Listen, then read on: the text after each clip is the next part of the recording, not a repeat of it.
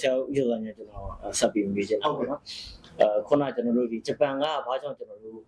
အလုပ်ကန်ခွန်လာတဲ့ရွေးချယ်စရာတစ်ခုဖြစ်နေတာလေနောက်တစ်ခုကျွန်တော်တို့ဒီဂျပန်မှာအလုပ်လုပ်ပြီးတဲ့အခါဒီကနေပြီးကျွန်တော်တို့ဘာတွေလမ်းလွတ်လို့ရမလဲဘာတွေဒီဘက်ကိုကျွန်တော်တို့ပြန်တည့်လာလို့ရဟုတ်ကဲ့ကြွေးကြုံလေးပေါ့ဟုတ်နံပါတ်1မိကိုကျွန်တော်ဖြေရမယ်ဆိုရင်ဘာလို့ဂျပန်မှာသွားတင်တာလဲဆိုလို့ရှိရင်ခုနပထမကျွန်တော်ပြောခဲ့သလိုပဲနံပါတ်1လာစာကောင်းတယ်ဟုတ်ကဲ့လာစာကောင်းဒါပေမဲ့လာစာကောင်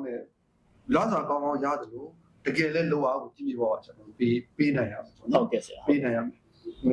ဆိုတဲ့ဟာမျိုးကနံပါတ်1ပေါ့နော်နံပါတ်1နောက်တစ်ခုကကျတော့ဂျပန်တွေကစီကနေတွေ့ကြုံကောင်းတွေဘာတွေယူမလဲဆိုလို့ရှိရင်တော့ကျွန်တော်နံပါတ်1အချိန်လေးစားတာပေါ့ဟုတ်ကဲ့ဆရာအချိန်နံပါတ်1အချိန်လေးစားတယ်နောက်တစ်ခုကကျတော့သူတို့ရဲ့စနစ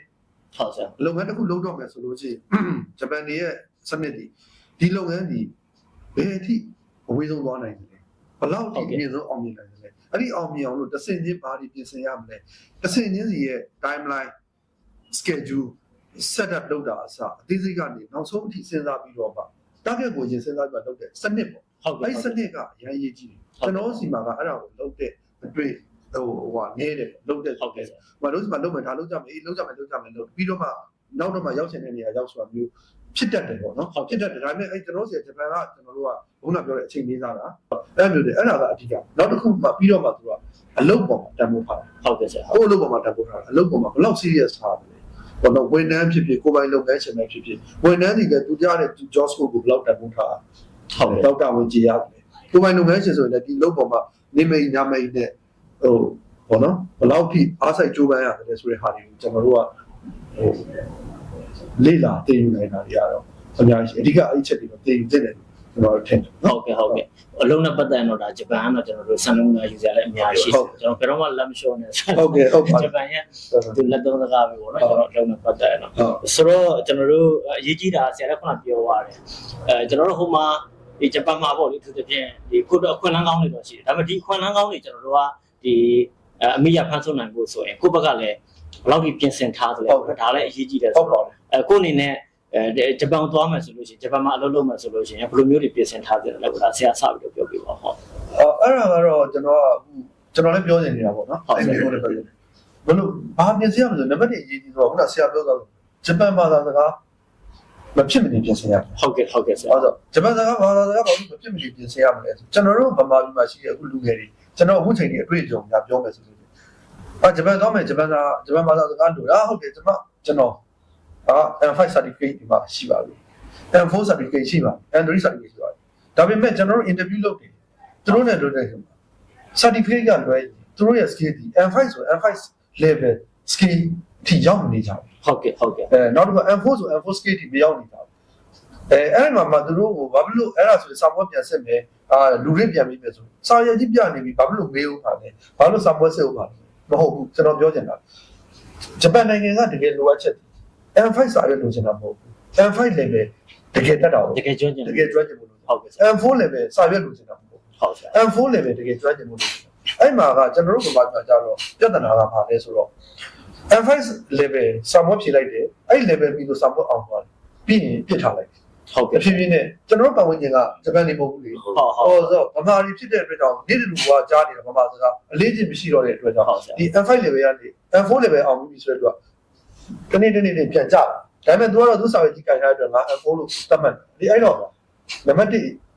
ကဘာသာစကားဂျပန်ဘာသာစကားကိုကျွမ်းကျင်တက်လိကိုယ့်အတွက်အခွင့်အရေးကောင်းနေတယ်ဟုတ်ကဲ့အဲ့ဒါကတော့နံပါတ်အရေးကြီးဆုံးပြင်ဆင်ရမယ့်ကိစ္စပါဟုတ်ကဲ့ဆရာအဲ့ဒါပေါ့နော်နောက်တစ်ခုကကျတော့အဲ့ဒါပြီးလို့ရှိရင်နောက်ဒုတိယပြင်ဆင်ရမှာပါဒါမှကို target တော့ထားတဲ့အလုပ်ကိုရွေးတယ်ဟိုကြုံရတဲ့အလုပ်ရွေးချယ်မှုဟုတ်အလုပ်ရွေးချယ်မှုပေါ့နော်ဟုတ်ဆရာကြုံရအလုပ်ရပြီးရောဆိုတာသွားမှာလားငါဒီခုနပြောသလိုပဲဂျပန်ပြည်စီရပ်ပြီးငါဒီတစ်ချိန်မှာငါမလုပ်ချင်တာလေအဲ့လုပ်ဖို့အတွက်အတွေ့အကြုံတွေယူဖို့အတွက်ငါဘယ်လိုလုပ်မျိုးအခုကြီးကရွေးရင်လာစားလဲရမယ်ကို future plan အတွက်လည်းကြိုပြီးတော့ပြင်ဆင်ပြီးသားသိယူပြီးသားဖြစ်မဲ့အလုပ်မျိုးရွေးတာကတော့ဟုတ်ကောင်းတယ်ဒီကကိုနဲ့ကြိုက်တဲ့ချက်ပေါ့နော်ဟုတ်ကဲ့ဆရာဆရာဒီလေးအားလေးဒီကမေးချင်တာဟုတ်ကဲ့ဆရာအဓိကတော့ကိုယ့်ရဲ့အနာဂတ်အတွက်ကျွန်တော်တို့ကဒီ career အတွက်ရွေးချယ်တဲ့အခါမှာပေါ့နော်အဓိကတော့ဆရာကျွန်တော်တို့စပြီးရွေးချယ်တယ်ဆိုတော့အတန်းနိုင်လို့ကျွန်တော်တို့ကdo the job ယူလာဖြစ်ဖို့ပေါ့နော်ဘယ်လောက်ထိအရေးကြီးလဲနောက်တစ်ခုကကျွန်တော်တို့ကခုနလိုဒီ overseas ကိုသွားဖို့ နိုင်ငံမှာအလုပ်လုပ်ဖို့ဆိုလို့ရှိရင်ကျွန်တော်တို့ကအဓိကခုနဒီတကယ်အတက်ပညာတွေမဟုတ်ဘဲနဲ့ကျွန်တော်တို့ကဒီအသိပညာတို့နောက်ဒီ attitude ပိုင်းနဲ့ mental ပိုင်းဒါတွေကစပြင်ဆင်တဲ့ဟာကိုဆရာလည်းတော့ပြောပြပေးပါဟုတ်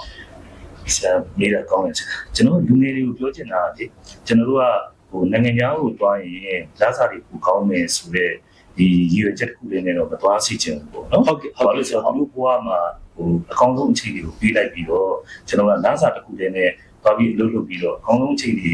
ကြုံလုံးပြီးပြန်လာတဲ့ဟာမျိုးကိုဖြစ်စီချင်တယ်ပေါ့နော်ဟုတ်ကဲ့ဒီတော့ကျွန်တော်ဆရာပြောလို့ပဲကျွန်တော်တို့လုပ်သွားလုပ်တဲ့အခါမှာကျွန်တော်တို့လစာလည်းအရေးကြီးတယ်တခြားအပြင်ကိုတခြားဘာတွေရအောင်လဲပေါ့နော်ဟုတ်ကဲ့ဆရာဟုတ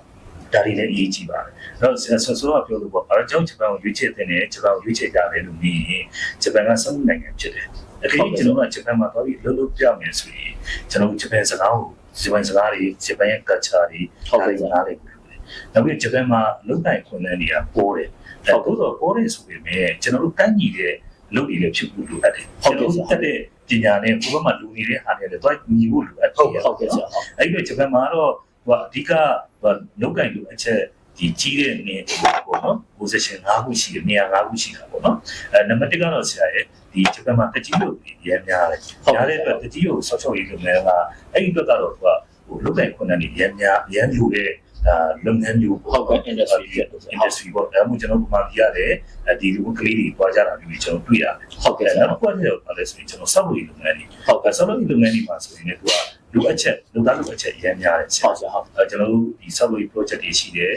်သူနိုင်ငံကပွဲတွေရှိတယ်အဲ့ဒီမှာသူလိုအပ်တာတွေများတယ်ဆရာဟုတ်ဆရာနံပါတ်1ပေါ့နော်နံပါတ်3ကတော့ IT ဆရာဟုတ်ဆရာ IT ကလည်းကျွန်တော်တို့အချက်ရမ်းကြီးတယ်လက်ကကောင်းကောင်းရတဲ့လုပ်ငန်းမျိုးဖြစ်တာပေါ့နော်ဆရာဟုတ်ကဲ့နံပါတ်3ပါဆရာနံပါတ်4ကတော့ပါလဲဆိုသူရဲ့စက်ရုံလုပ်ငန်းတွေမှာထုတ်လုပ်ရေးလုပ်ငန်းတွေမှာဒီလူသားလူအချက်ကြီးပါတယ်ဆရာဟုတ်ကဲ့နံပါတ်4ပေါ့နံပါတ်5ကတော့ပါလဲဆိုရင်ကျွန်တော်ဝန်ဆောင်မှုလုပ်ငန်းတွေပေါ့ဟုတ်ကဲ့တခြားလုပ်ငန်းတွေပေါ့နော်အဲ့ဒီနေရာတွေအဲ့5နေရာကတော့လူသားလူအချက်ကြီးတဲ့နေရာဖြစ်တယ်။ဒါကြောင့်မို့ကျွန်တော်ကနိုင်ငံခြားကိုသွားမယ်ဆိုရင်ဒီတိုင်းသွားတာမျိုးမဟုတ်ဘဲနဲ့ဆရာဒီမှာတွေကခုနကအခြေခံကြားတဲ့ဘာသာစကားကိုကျွန်တော်တက်ဖို့လိုတယ်။အဲဒီအခြေခံကြားတဲ့ဘာသာစကားကိုမတက်ဘူးဆိုရင်ကျွန်တော်ကကိုကြောင့် communication လုပ်တာခက်တယ်။ခက်တဲ့ခါကျရင်သူကပါလဲဆိုရင်သူဘယ်တော့ပဲကျူတာအလုပ်ကိုတော့သူနောက်တစ်ဆင့်တက်ဖို့မှာသူကခက်တာပေါ့ဆရာဟုတ်ကဲ့ကြောင့်မို့ကျွန်တော်ကဘာလို့မှမလဲဆိုရင်ဒီမှာဘာသာစကားကိုကျွန်တော်တေချာလေးလေ့လာတင်တယ်တေချာလေးတက်မြောက်တင်တယ်ဟုတ်ကဲ့ဆရာပြောလို့ပဲ certificate တွေမဟုတ်တကယ်ကိုတက်မြောက်ပြီးကျွမ်းကျင်ဖို့လိုတာပေါ့နော်ဟုတ်ကဲ့ဆရာဒါအရေးကြီးတယ်ဒုတိယတစ်ခုကတော့တမွေးဝမ်းကြောင်းပေါ့ကိုကဘယ်မှာဘာနဲ့တမွေးဝမ်းကြောင်းကျူမှာလဲဒါကိုလေကျွန်တော်တို့ကိုယ့်ရဲ့ဝါသနာကိုလုံနိုင်တဲ့ဟာဒါတွေကိုကျွန်တော်ကချိန်ဆပြီးတော့ဒီမှာလေးဟိုကတေချာတင်ပြီးတော့သွားမယ်ဆိုရင်တော့ဒါသူ့အတွက်လက်စားကောင်းကောင်းလေးရမယ်တစ်ဖက်မှာအတွေ့အကြုံကောင်းကောင်းတွေရလာမယ်စနစ်တွေရလာမယ်သူတို့လူမျိုးတွေဘာကြောင့်တိုးတက်တာလဲကြီးပွားတာလဲပေါ့နော်ဒါတွေကိုချုပ်ပြီးအနိကလေးလာလို့ရမယ်ဆရာဟုတ်ကဲ့ဒါတွေကတော့ကျွန်တော်တို့ရည်ကြီးတဲ့ဟာလို့ကျွန်တော်ပြောချင်ပါတယ်ဟုတ်ကဲ့ဆရာဦးကျော်သားမျိုးကိုကျွန်တော်နည်းနည်းလေးထပ်ပြီးပေးကြတာဆရာဒီမင်းတုဒ္ဒဒီ Overseas Employment Agency ရဲ့ Managing Director လည်းတာဝန်ယူထားတော့ဒီဂျပန်သွားမယ်ဆိုရင်ကျွန်တော်တို့ကအခြေခံလိုအပ်ချက်ကခုနဂျပန်ဘာသာစကားတက်မြောက်ဖို့ဖြစ်ပေါ့တခြားပါရီလို့ဆိုတော့ထားပါတော့ကျွန်တော်တို့အသက်အရွယ်ပဲအသက်အရွယ်နဲ့ပဲအသက်အရွယ်ဒီနောက်တစ်ခုကဘလိုဟာမျိုးတွေကိုယ်စီမှာရှိဖို့လိုတယ်ဘာတွေကျွန်တော်တို့အခြေခံလိုအပ်ချက်တွေလိုလဲပေါ့ဟုတ်ကဲ့ဟိုပါပေါ့နော်အသက်အရွယ်အဖြစ်ဆိုလို့ရှိရင်တော့16နှစ်ကနေပြီးတော့35နှစ်အတွင်းပေါ့ဟုတ်ကဲ့အဲ့ဒီလောက်ကတော့ဂျပန်သွားမယ်ဆိုရင်တော့သွားဖို့အသိတော်ဆုံးဟုတ်ကဲ့လိုအပ်ချက်နဲ့အကိုက်ဆုံးအသိတယ်လို့ပြောရမှာပေါ့ဆရာဟုတ်ကဲ့အဲ့ဒါကအသက်အရွယ်ပေါ့နော်နောက်တစ်ခုကကျတော့ဘာသာရေးပိုင်းပြောရမယ်ဆိုရင်တော့ဂျပန်ဘာသာမဖြစ်မနေလေးရချင်တာနောက်တစ်ခုကဆရာပြောခဲ့တယ်လို့ပဲကိုယ်ပဲဘာနဲ့အလုပ်သွားလုပ်မှာလဲဆိုတဲ့ဟာနဲ့ပတ်သက်လို့ဒီမှာကြိုတင်ပြင်ဆင်ပြီးဖြည့်သွားနိုင်ဟိုမှာကတန်ပြီးလာစာကောင်းကောင်းနဲ့